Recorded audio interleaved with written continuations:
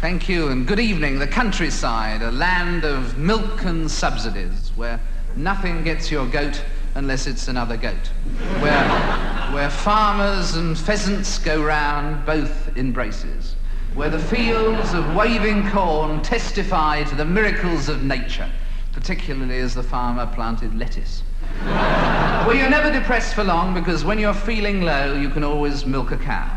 In fact, it's the only way you can milk a cow. Country lanes dotted with young couples on the verge. And old country styles, more sinned against than sinning.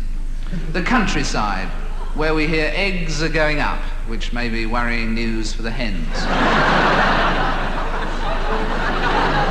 The silence broken only by a goose screaming, "Whoops, I've been peopled."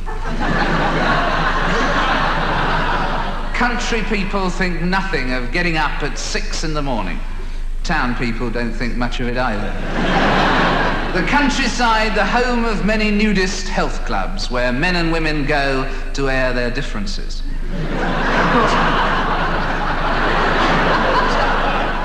Of course, agriculture as we know it began thousands of years ago, when man suddenly, breathtakingly, was on the verge of perhaps his most important discovery.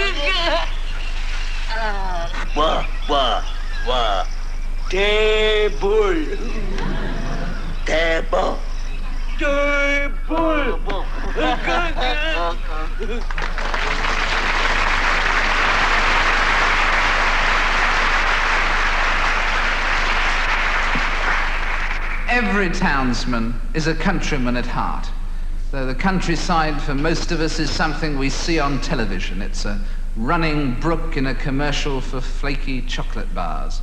It's every young executive's dream in thrusting, purposive, pragmatic modern Britain to buy a tumble-down dwelling with a leaking roof and no sanitation.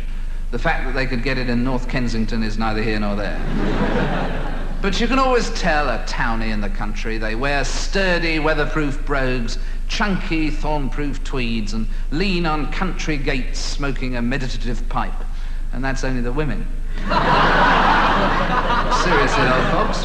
It's so bewildering for townsmen. One of them was watching a countryman fishing for roach, and when the hook was eventually pulled in with nothing on it, he commented, "By gad, that worm put up a hell of a fight." There's nothing you can do in the country that you can't do in the city. It's just that in the country there's so much more space that you're less likely to get caught doing it.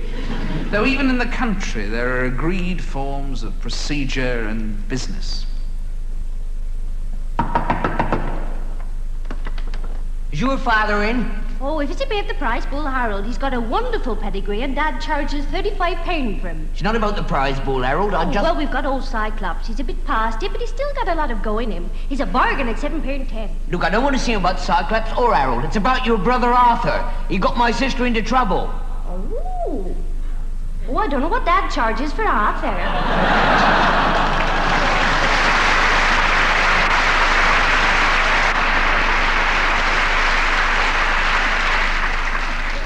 Of course, farming is getting more and more mechanized. You probably read in the Daily Mirror earlier this week about the bull who sired 50,000 calves without ever even meeting a cow. I've heard of beef extract, but this is ridiculous. though a group of Devonshire dairy farmers are so dissatisfied with mechanical milking methods that they're going to take things into their own hands. A new type of drug is being given, a new drug to farm animals. It contains male hormones, female hormones, and a tranquilizer. So the animals are ready for anything. And if nothing happens, they don't care. Even the fields are changing. One of the team reports that he saw sheep on the Sussex Downs labelled 50% terraline. Before the war, young people were rushing into the town from the countryside. Life is easier now. They just wait in the countryside and the towns rush out to them. Meanwhile, in the countryside, life goes on as it always has. Let us pray for our good friend and neighbour, George Purvis, husband of Annie Purvis, and father of Jack, Teddy, Mary, Fiona, Susie, Colin, Julia, Larry, Charlotte, Sally, Tom, Victoria, David, and Jenny, remembering especially that his case comes up on Monday. Next week, we'd like your peeves about employers, unions, and so on, for industry on a postcard, please. Our favourite peeve about the countryside came from Mrs. L. Mowat of Bramhope near Leeds, who said, "I should like to send congratulations to last year's winner of our family's Spot the Worst Possible Country Picnic Place competition.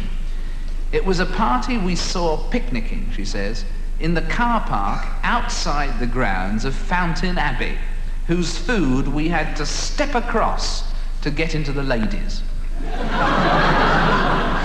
It's a real home from home. One of the team comes from such a small village that he says we didn't even have a village idiot. We all had to take turns. There are a lot of programs these days, of course, about gardening on the radio. Very few people have ever actually grown anything on the radio, but programs about the countryside are always interesting. Good evening. We have in the studio with us this evening Mr. James Pugh. And now, Mr. Pugh, I believe that you have a budgerigar. What have you taught your budgerigar to say? Good evening. I see. You also have a parrot. What can your parrot say? Good evening. That's absolutely fascinating. What was it that first made you try to teach birds to talk? Good evening. Good evening. Good evening. Oh, pretty boy.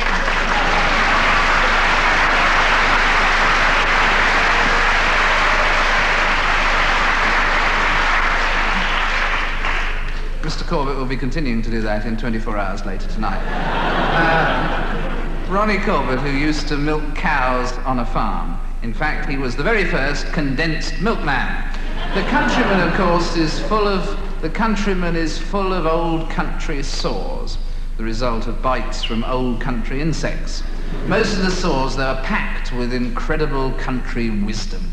When the oak do shed its leaves, the woods be full of fallen oak leaves. If cherry do blossom in February, it'd be a very funny time of year for cherry blossom. If the 1st of July be rainy and the sheep be out to graze, watch out for wet sheep. We've just heard that at the Royal Dairy Show, the Cow of the Year award was won by Buttercup II, owned by Her Majesty the Queen and ridden by Scobie Breesley. It's all very well, though. In fact, as someone has suggested, there's a whole generation of children growing up who think that milk comes from a machine. We wondered if that was how children in towns these days saw the countryside.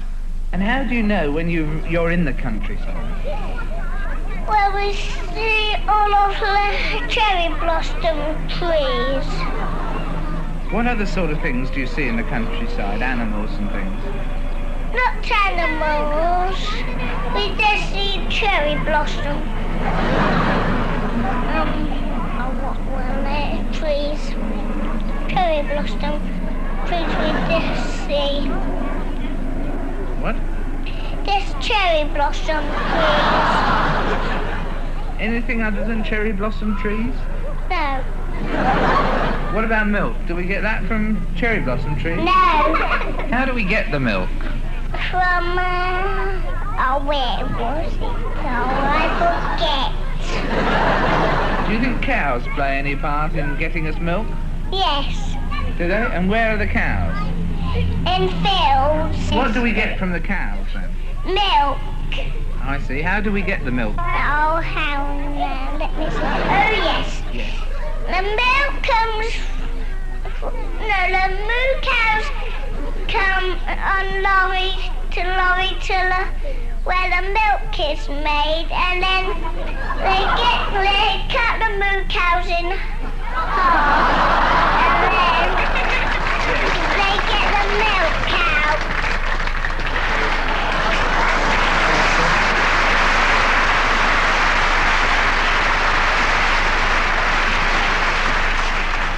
The BBC have signed him on a 5-year contract. There's always been the country greenhorn who used to try and milk the bull. Nowadays, of course, he asks where you recharge the battery hens. Indeed, a new organisation has been formed, the Keep Britain Ugly movement.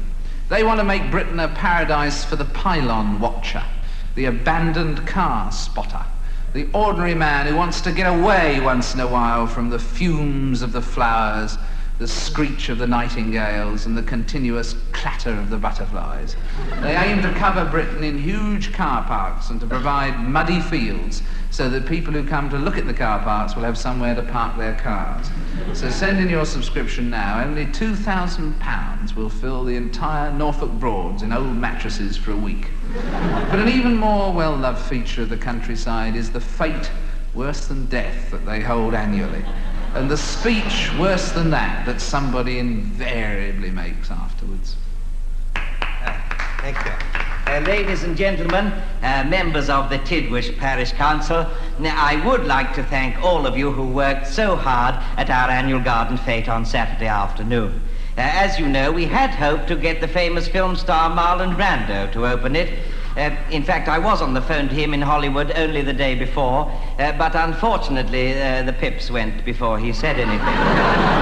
However, it was very good of Mr. Thompson from the library to step in at such short notice and open the fete for us and give us such a masterly summing up of the war in Vietnam. And before I go any further, I must put in a word of thanks to the village builders who on Saturday put the marquee up so quickly and so often. Miss Rubythorne's display of seasonal flowers in vases was a real joy again this year, and all thanks are due to the 2nd Wolf Cub Patrol for getting them back to the cemetery. The bran tub also made a very good profit as there was nothing in it. Cleverly thought out, Mrs. Grant. Now, a special word here for Mr. Potter and his self-peddling magic glider. A jolly good idea. It was just unfortunate that his first trip coincided with the RAF flypast from Tidworth Aerodrome. He thanks you all for the get well cards and hopes to be able to answer them all personally in a month or two. Mr. Marsden, our fortune teller, could not be with us this year owing to unforeseen circumstances. Thank you. But as usual, many of the villagers rallied round to entertain us. Mrs. Hargreaves gave a recital of Gurkha war songs and fertility dances. And P.C. Rogers showed us how to make a typical arrest. Happily, Mrs. Hargreaves was allowed to rejoin us later in the afternoon after questioning. Now we come to the problem of what to do with the proceeds. As you know, the money was to have gone to the Save the Village Hall Fund. But since the hall was burnt down during the fire brigade's how to put out a simple grass fire demonstration, this fund is now closed, and the money will be put to our next social function, which is the Derby and Joan Club's performance of Swan Lake at the open-air baths. Thank you very much.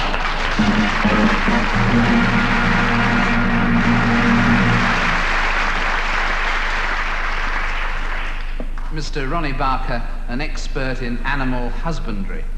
And one day he'll make some animal a wonderful husband. That really is the picture the townsman has of the countryside, and the townsman thinks he loves it. In reality, of course, he hates it. A townsman's love of the countryside is rather like his attitude to the Blackwall Tunnel. He'd rather drive through it than live in it. You can shut off an alarm clock if you want to go back to sleep, but just try shutting off a rooster. The Englishman lives in a town and calls his house Ambleside or Ben Nevis. When he retires, he goes to live at Ambleside or Ben Nevis and finds them covered in houses with names like Hendon and Surbiton, and this'll do. Of course, experiments continue at crossbreeding, all the while the traditional experiments. One of the team crossed a rabbit with a skunk and got a dirty look from the rabbit. He then crossed cauliflower seed with corn seed and got a field of corn with cauliflower ears. One farmer wrote in to say he once crossed a field with a milkmaid and didn't get a damn thing out of it.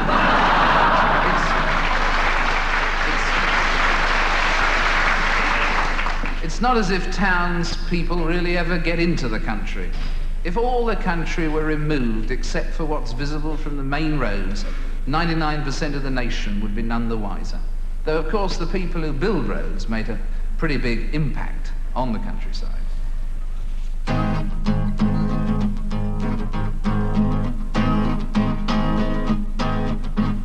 There's a sign that the roadmen are working today. Their beacons ablazing to show you the way. With their iron-mouthed monsters, they eat up the side of our country of flowers. There's no place to hide. They've carved out their bypaths from the solid red clay. They've caused that the river should change in its way. They have molded its course with a great concrete span, and they're working their hours each day to a man. There's a sign that the town will be freed from the roar of the diesel-fed engines of benzene and more. They'll forget that the town is entwined night and day by another arterial roadway. There's a sign that the river will forget all its pain, that the torn and scarred fields will be silent again, that the swift rush of traffic will make it sound still from the pounding of monsters, the crash of the drill.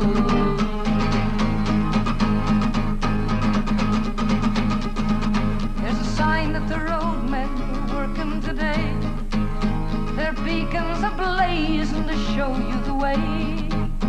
With their iron-mouthed monsters, they eat up the side of our country of flowers. There's no place to hide.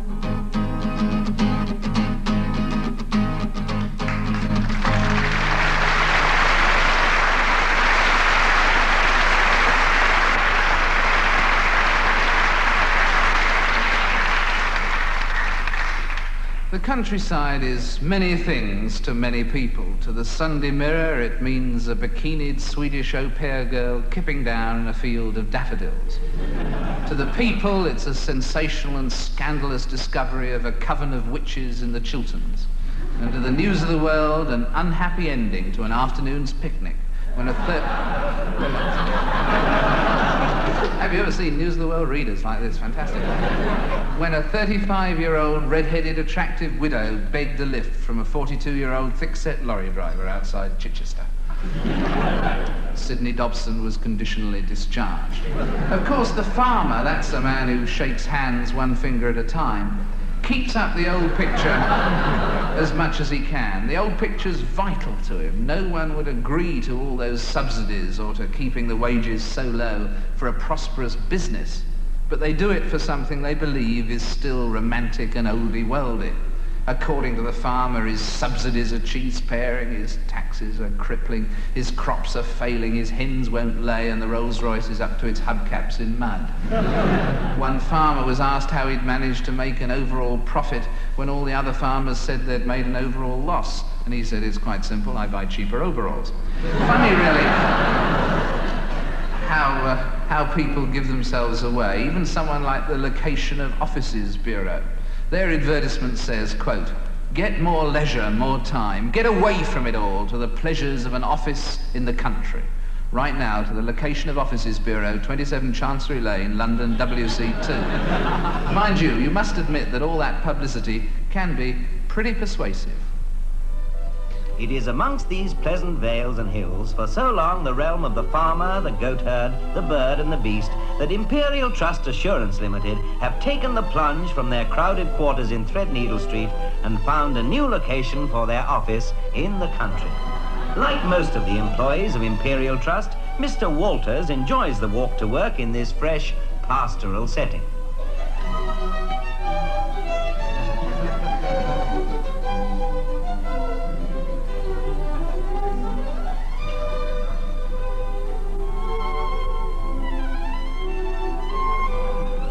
Mr. Walters has been with Imperial Trust for 31 years, yet in these green fields he has found a new lease of life and an office of his own. Another busy day begins at the office. Routine, however, is much the same wherever you are. There are always claims to be sorted, policies to be filed.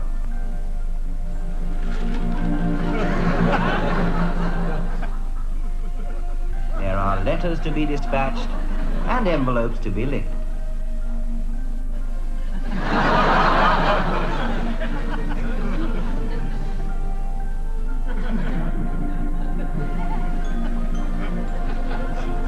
But any businessman can always look forward to visiting the girls in the typing pool. His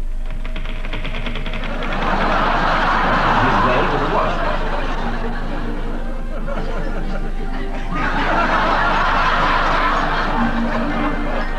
The morning flies past and Mr. Walters returns to his office to find a client waiting there whom he is entertaining to lunch. Takes him to the executive dining room which the firm has provided for just such an occasion. Here, in tastefully simple surroundings, no expense is spared. The menu is varied, and the food could not be fresher.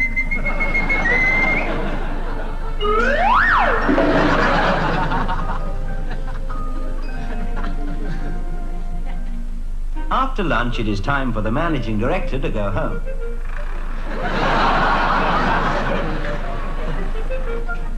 And after he is gone, what is there to keep the rest of his staff? It's time to shut up the office for another day.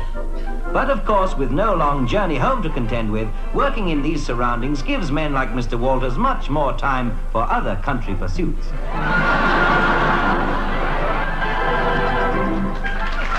Yes, Mr. Walters enjoys the rush hour now.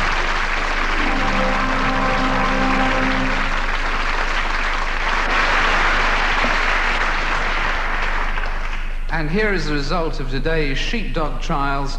All the sheepdogs were found not guilty.